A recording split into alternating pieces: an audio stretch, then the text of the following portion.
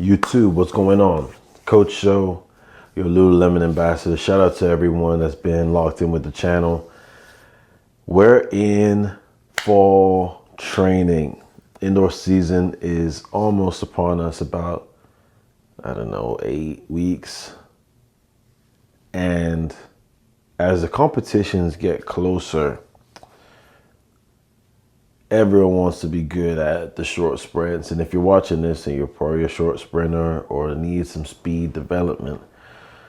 So I wanted to address something. Ismael Kone, sprinter that spent time at New Orleans, University of New Orleans, and at Florida State University, posted a video, which I thought was really great. I thought what he included, which was a block start video, how POV, how to get good at block starts, or something to that effect. A lot of the stuff in this video is very helpful, and I want to share some of these clips. But I also wanted to draw back to what the principle of the start is. So if you're looking for help with your block start, this is a video for you. Make sure you guys like, comment, and subscribe. I appreciate your support, and I hope that you appreciate my advice and my feedback for you guys. Got some other clips coming as well, but until then, let's lock in. Let's do this thing. Let's go through the clips and let's talk about all the great things that he's talking about that'll be helpful for you or anyone as a block starter, right? So we know the principle, the formula for acceleration, the final velocity minus the initial velocity divided by time. Essentially saying whatever the athlete's top capability is to get to top speed, whatever that miles per hour is. Let's say I'm running at 20 miles per hour, at top speed. And my initial velocity would be 0, right? Because I'm coming from the block start, divided by however long it took me to get there. So let's say it took me 4 seconds to get to 20 miles per hour, meters a second, whatever the case is. That'll be your general formula. Now, as it pertains to sprinting, our ability to get to speed quicker, get to that 20 miles per hour quicker, is going to give us a greater acceleration, right?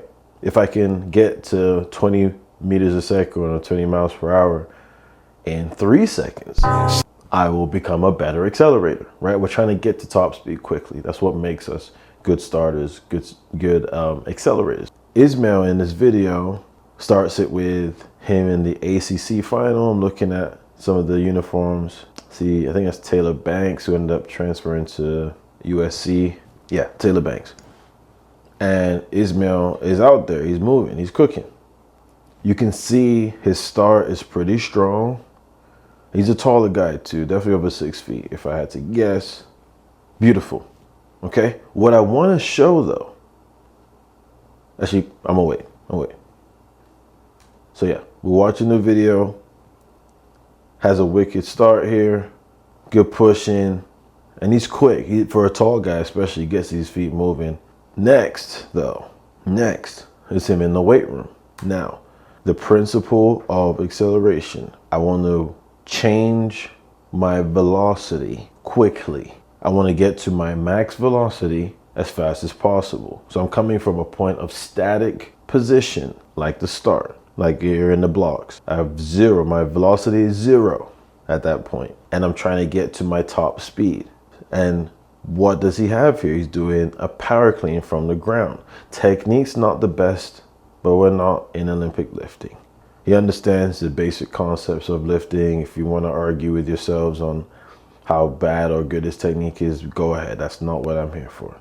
But you'll see he gets the bar moving, and that bar is coming up nice and high by him using his hips. His arms don't really get involved. Nice extension there, and the job is done at that point.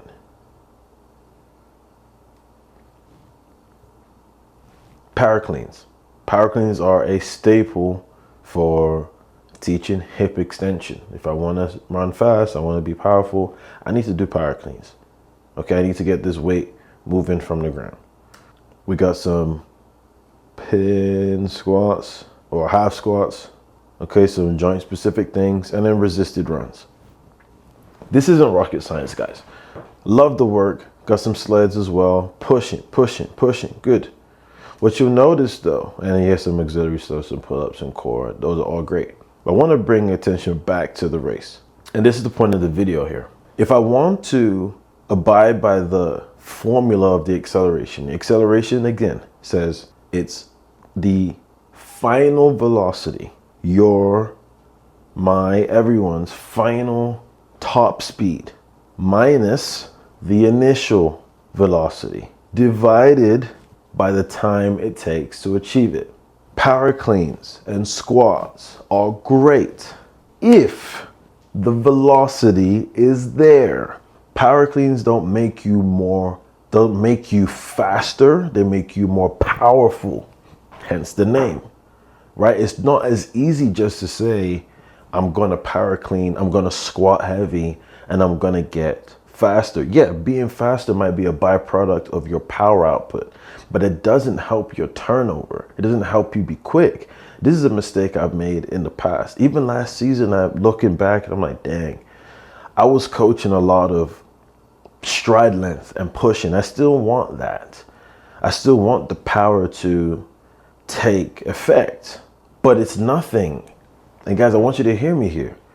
It's nothing if the velocity, if the turnover is not there. Ultimately, this is a speed exercise. This is a speed data point. Ismael did not become a 651.60 guy because of a, what did he paraclean? Let's call it 225.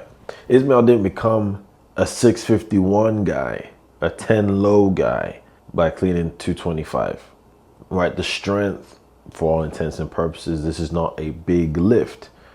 The 405 or 365 half squats aren't big lifts. And I'm not saying that in a bad way or negative way. We probably all know someone that's lifted more. So the strength clearly isn't the reason for his speed. It certainly helps his speed though, because he came in and he was quick. So yes, PRs, 10 flat, 651, 20.3.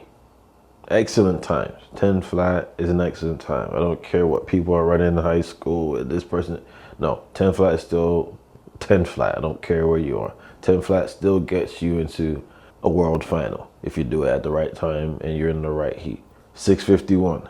Excellent time. I think I saw somewhere that he's like top 6 or top 7 in African history in the 60. And he might be the tallest person on that list, potentially. Okay, so he ran 10 flat. So that even more proves the point. He ran 10 flat before he got to FSU. He ran 10 flat before he got there. Didn't quite put it together while he was at FSU, but he ran faster in the 60. So maybe it was an injury thing, maybe, we don't know. But the strength that he had, the more physical maturity that he had when he was at Florida State, even the better resources, right, that he had, didn't necessarily mean that he ran faster across the board. He certainly had the potential to. I say all this to say, guys, and this is pretty a simple message, but yes, we need to get better in the weight room.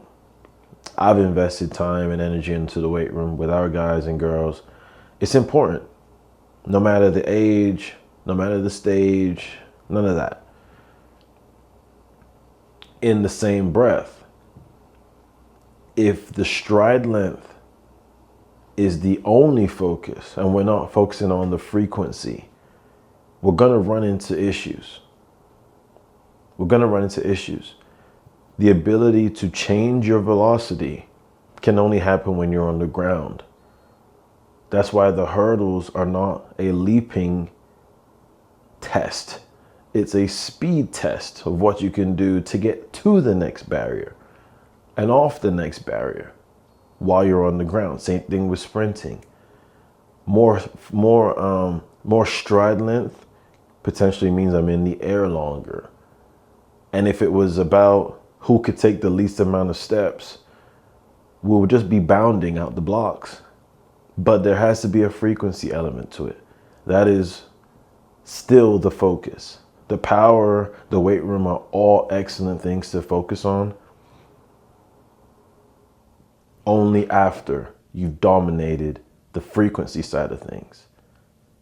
I'm going to talk about frequency-based things that we can all do as athletes, whether we're on our own, in a team setting, things that you're probably already doing now, just to reassure you that you're doing the right things and you're in the right program. But we'll talk about that in another video. For now, I just wanted to leave you with this great resource, great video from Ismael. And I hope your training's looking good this fall. Looking forward to seeing all the great things that you do. Anyone watching this, please do not be fooled or misled. The strength is great, but the stride frequency is greater. And the speed has to be there for the power to really take effect. You can't be powerful or can't be strong without any of that speed. Okay, I hope you guys enjoy that. Like, comment, and subscribe. I appreciate you guys. And until the next one, man's dry. Peace.